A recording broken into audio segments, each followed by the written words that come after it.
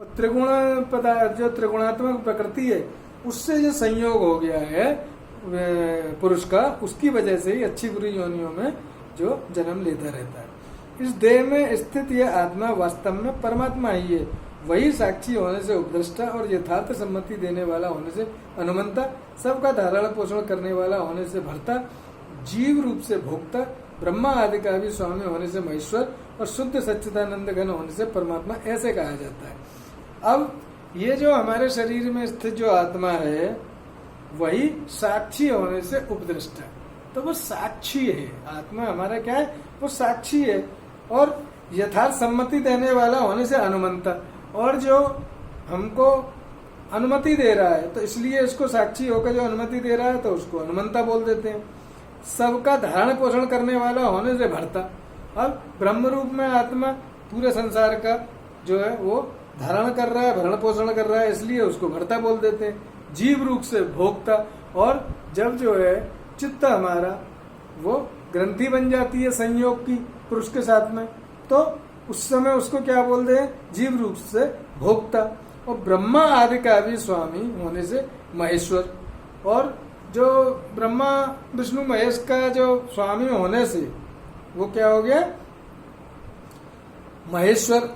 ब्रह्मा आदि का भी स्वामी होने से महेश्वर कहलाए, और शुद्ध सच्चिदानंद घन होने से परमात्मा। ऐसे जीवात्मा जब चित्त शुद्ध हो जाता है तो यही जीवात्मा फिर परमात्मा जो है वो स्वरूप को प्राप्त होता है और परमात्मा कह लेता है। इस प्रकार, क्योंकि ये बहुत गूढ़ है, इसको जो है सांख्य योग के हिसाब से भगवान ने सांख्य जो है कपिल मुनि की थ्योरी के हिसाब से समझाया। इस प्रकार पुरुष को और गुणों के सहित प्रकृति को जो मनुष्य तत्व से जानता है वह सब प्रकार के कर्तव्य कर्म करता हुआ भी फिर नहीं जमता। भगवान कह रहे हैं कि इस तरह से आदमी प्रकृति और पुरुष को जब अलग अलग जान लेता है तो फिर वो जन्मता नहीं है, ना वो मोहित होता है, उसके समस्त जो है संस्कार भस्म हो जाते हैं, कर्माशय का नाश हो जाता है और उसको मोक्ष की प्राप्ति हो जाती है, जीवन मृत्यु के बंधन से छुटकारा मिल जाता है। उस परमात्मा को कितने ही मनुष्य तो शुद्ध हुई सूक्ष्म बुद्धि के द्वारा ध्यान से हृदय में देखते हैं, अन्य कितने ही ज्ञान योग के द्वारा और दूसरे कितने ही कर्म योग के द्वारा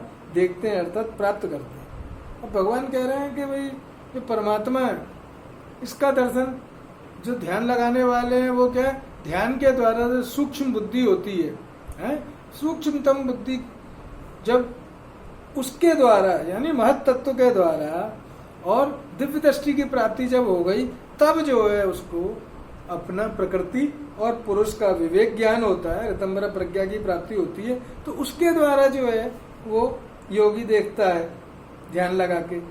और अन्य कितने ही ज्ञान योग के द्वारा, और ज्ञान योगी जो है परमात्मा चिंतन कर हुआ वो सोचता है कि मेरा आत्मा तो अनंत अखंड है, ब्रह्म तत्व है, और कार्य सारे जो प्रकृति के जो 24 गुण है यही आपस में जो है 17 स्तंभ की जो गुणात्मक प्रकृति है वही कार्य कर रही है और मैं अकर्ता हूँ।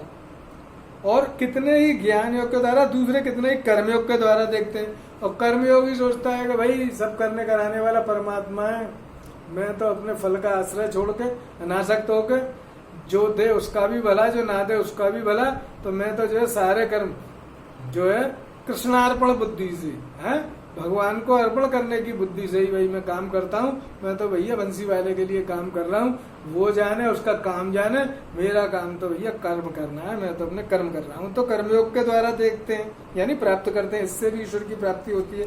परंतु दूसरे अर्थात जो मंदबुद्धि वाले पुरुष हैं वे इस प्रकार न जानते हुए दूसरों से अर्थात तत्व के जाते, यहाँ पे क्या है, राजयोग ध्यान योग के हिसाब से भगवान ने बता दिया, दूसरे में ज्ञान योग के हिसाब से बता दिया, और तीसरे में कर्म योग से बता दिया। अब नीचे जो है वो भक्ति योग के हिसाब से बता रहे हैं कि भाई भक्ति योग के द्वारा जिनको थोड़ा उतनी तीव्र बुद्धि नहीं है, उतने कुशाग्र नहीं है, उनको ईश्वर की प्राप्ति कैसे होती है। परंतु वास्तव में इनसे दूसरे अर्थात जो मंद बुद्धि वाले पुरुष हैं वे इस प्रकार न जानते हुए दूसरों से अर्थात तत्व के जानने वाले पुरुषों से सुनकर ही तदनुसार उपासना करते हैं, और वे श्रवण परायण पुरुष भी मृत्यु रूप संसार सागर को निस्संदेह तर जाते हैं। अब ये कह रहे हैं कि भाई जिनकी बुद्धि कम है वो क्या है, वो कथा सुन के भागवत में जाके भगवान की महिमा सुन के, जो ज्ञानी पुरुष जो उनको भगवान के बारे में उनकी महिमा गाते हैं बताते हैं, तो वो भक्ति से उनकी जो भाव सहित भक्ति से प्रेम पूर्वक जो है भगवान का वर्णन सुन के और भगवान में लीन होकर उनमें लौ लगा के वो जो है संसार सागर को मृत्यु और जीवन मृत्यु के संसार जो भव सागर से पार हो जाते हैं, जीवन मृत्यु के जो है बंधन को काट देते हैं। हे अर्जुन, यावन मात्र जितने भी स्थावर जंगम प्राणी उत्पन्न होते हैं उन सबको तू क्षेत्र और क्षेत्रज्ञ के संयोग से ही उत्पन्न जाना। भगवान कह रहे हैं ये पूरे विश्व ब्रह्मांड में जितने भी प्राणी पैदा हो रहे हैं ये जो है क्षेत्रज्ञ क्या हो गया, क्षेत्रज्ञ तो हो गया हमारा आत्मा और क्षेत्र हो गया शरीर प्रकृति। तो ये प्रकृति पुरुष के संयोग से ही उत्पन्न होते हैं। जो पुरुष नष्ट होते हुए सब चराचर भूतों में परमेश्वर को नाशरहित और संभाव से स्थित देखता है वही यथार्थ देखता है। अब भगवान कह रहे हैं कि भाई जो संसार है तो नाशवान है, परिवर्तनशील है, इसमें जो चीज है वो उसमें जो है ईश्वर परमात्मा नष्ट नहीं हो रहा है, ब्रह्म तत्व का नाश नहीं है, वो तो अविनाशी है ना, वो परिवर्तित होता है। परिवर्तन प्रकृति में ही हो रहा है, जीवन मृत्यु प्रकृति में ही हो रही है। क्योंकि जो पुरुष सब में संभाव से स्थित परमेश्वर को समान देखता हुआ अपने द्वारा अपने को नष्ट नहीं करता, इससे वह परम गति को, क्योंकि भगवान कह रहे हैं कि सब में हम समान रूप से देख रहे हैं उस ब्रह्म रूप को, सबको ब्रह्म रूप में देख रहे हैं, ब्रह्म तत्व सब में व्याप्त हो रहा है। तो वो इस तरीके से अपने जो है अपने को नष्ट नहीं कर रहा है, यानी जो अपने आप को वो अपने द्वारा अपने को नष्ट नहीं कर रहा है, यानी ये सब जो है प्रकृति क्या है, एक है। तो अपने द्वारा अपने को, यानी जो प्रकृति वो न अपना है न पराया है, तो क्या है कि अपने द्वारा अपने आप को नष्ट नहीं करता, यानी अपने आत्मा को नष्ट नहीं करता है? तो क्योंकि पुरुष सब में संभाव से स्थित परमेश्वर को समान देखता हुआ अपने द्वारा अपने को नष्ट नहीं करता है, क्योंकि अपनापन अपने तो बुद्धि आ गई सब में कि ये सब परमात्मा है, परमात्मा का स्वरूप है, यानी ये मेरा ही है, मैं कौन हूँ, परमात्मा का स्वरूप हूँ। तो अपने द्वारा अपने को नष्ट नहीं करता, इससे परम गति को प्राप्त होता है। जब ये ब्रह्मपुत्री हो गई, इसको बोलते हैं ब्रह्म आत्मा की बुद्धि, ब्रह्म और आत्मा की एकता हो गई, सब चीज में भगवान का दर्शन है, सब में ब्रह्म तत्व का दर्शन हो रहा है, तो वो अपने द्वारा एक दूसरे को कोई हानि नहीं पहुंचाता, अपने द्वारा अपने को नष्ट नहीं करता है। और जो पुरुष संपूर्ण कर्मों को सब प्रकार से प्रकृति के द्वारा ही किए जाते हुए देखता है और आत्मा को अकर्ता देखता है वही यथार्थ देखता है। अब ये ज्ञान योगी उसी से बता रहे हैं भगवान कि जो अपने आत्मा को अकर्ता जानता है और ये जानता है कि जो कार्य हो रहा है, जो कार्यकरण जो हो रहा है, ये सब जो है प्रकृति के अंदर चल रहा है, वही जो है प्रकृति कार्य कर रही है और आत्मा जो है अकर्ता है। तो ये जो है यही यथार्थ देखता है, यही जो है रियलिस्टिक व्यू है, यही रियलिस्टिक ज्ञान है। जिस क्षण यह पुरुष भूतों के पृथक पृथक भाव को एक परमात्मा में ही स्थित तथा उस परमात्मा से ही संपूर्ण भूतों का विस्तार देखता है, उस क्षण वह सच्चिदानंद घन ब्रह्म को प्राप्त हो। अब भगवान कह रहे हैं कि पूरे विश्व का जो ब्रह्मांड का विस्तार है वो उस एक तत्व परम ब्रह्म तत्व से ही है, और उस परम ब्रह्म तत्व में ही ये पूरा जो है ब्रह्मांड का व्यापार चल रहा है और सब भूतों का जो है वो विस्तार, उत्पत्ति, स्थिति, प्रलय भी उसी के अंदर हो रहे हैं, तभी उसी क्षण वो ब्रह्म को प्राप्त हो जाता है। ये जब हमें तत्व ज्ञान हो जाता है, ये समाधि में जाके जब ज्ञान होता है, ऋतंबरा प्रज्ञा प्राप्त होती है, तब हमें ये ज्ञान होता है, तब हम ब्रह्मांड को उस रूप में देखते हैं जिस रूप में वो ब्रह्मांड वास्तव में है। क्यों? क्योंकि हमें दिव्य दृष्टि की प्राप्ति हो जाती है। हे अर्जुन, अनादि होने से और निर्गुण होने से ये अविनाशी परमात्मा शरीर में स्थित होने पर भी वास्तव में न तो कुछ करता है और न लिप्त होता है। भगवान कह रहे हैं कि भाई ये जो कहते हैं कि वो आत्मा जो है बंधन में हो गई, आत्मा का बंधन नहीं होता है, बंधन प्रकृति का गुण है, वो प्रकृति में होता है, हमें प्रतीत झूठी होती है।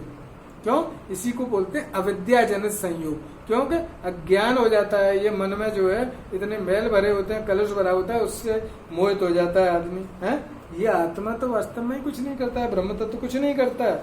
जिस प्रकार सर्वत्र व्याप्त आकाश सूक्ष्म होने के कारण लिप्त नहीं होता, वैसे ही देह में सर्वत्र स्थित आत्मा निर्गुण होने के कारण देह के गुणों से जो है वो लिप्त नहीं होता। भगवान कह रहे हैं जैसे आकाश को कोई लेप नहीं है, निर्लिप्त रहता है, उसी तरीके से आत्मा भी शरीर में स्थित होते हुए जो है प्रकृति के गुणों से लिप्त नहीं होता, निर्लिप्त भाव से वो हमारे अंदर अव्ययी और निर्लिप्त भाव से मौजूद रहता है। हे अर्जुन, जिस प्रकार एक ही सूर्य इस संपूर्ण ब्रह्मांड को प्रकाशित करता है, उसी प्रकार एक ही आत्मा संपूर्ण क्षेत्र को प्रकाशित करता है। भगवान कह रहे हैं कि भाई जैसे एक सूर्य कि पूरे हमारे तारामंडल को, ये सौरमंडल को प्रकाशित करता है, उसी तरीके से ये जो आत्मा है ये हमारे शरीर को प्रकाशित करता है। इस प्रकार क्षेत्र और क्षेत्रज्ञ के भेद को तथा कार्य सहित प्रकृति से मुक्त होने को जो पुरुष ज्ञान नेत्रों द्वारा तत्व से जानते हैं वे महात्मा जन परम ब्रह्म परमात्मा को प्राप्त होते हैं। भगवान कह रहे हैं कि जिसको प्रकृति पुरुष का क्षेत्र और क्षेत्रज्ञ का ज्ञान हो जाता है वो पुरुष जो है परम ब्रह्म को प्राप्त हो जाता है तत्व रूप में। लेकिन तत्व रूप में ज्ञान कब होगा? जब हम समाधि सिद्ध हो जाएगी और जब ऋतंबरा प्रज्ञा की, ऋतंबरा प्रज्ञा बोलते हैं सत्य को धारण करने वाली बुद्धि। सत्य को धारण करने वाली बुद्धि कब होती है? जब हमारी संप्रज्ञात समाधि सिद्ध हो जाती है, तब जाके हमारी ऋतंबरा प्रज्ञा का उदय होता है। ओम। तो अब ये जो है इस तरीके से ये 13वां अध्याय समाप्त होता है। बंधुओं, आपसे एक अनुरोध है कि आप गीता जी के एक अध्याय के पाठ को करने का अपने जीवन में नियम बना लें और सोमवार से शुक्रवार तक एक अध्याय का पाठ अपना जरूर करें और शनिवार से इतवार को 2 दिन 2 अध्याय का पाठ करें। इस तरीके से एक हफ्ते में 9 अध्याय हो जाएंगे। गीता में 18 अध्याय होते हैं, तो इस तरीके से 2 हफ्ते में आप गीता के 18 अध्याय का पाठ कर सकते हैं और एक जो है महीने में आपके 2 पाठ हो जाएंगे और साल में 12 महीने होते हैं। इस तरीके से 24 अध्याय का पाठ हमारा जो है वो 1 साल में हो जाएगा। इस तरीके से 1 साल में 24 हुए तो आपके जीवन पर्यंत करते रहेंगे तो बड़े आराम से ये जो है 1000 पाठ आपके गीता जी के हो जाएंगे।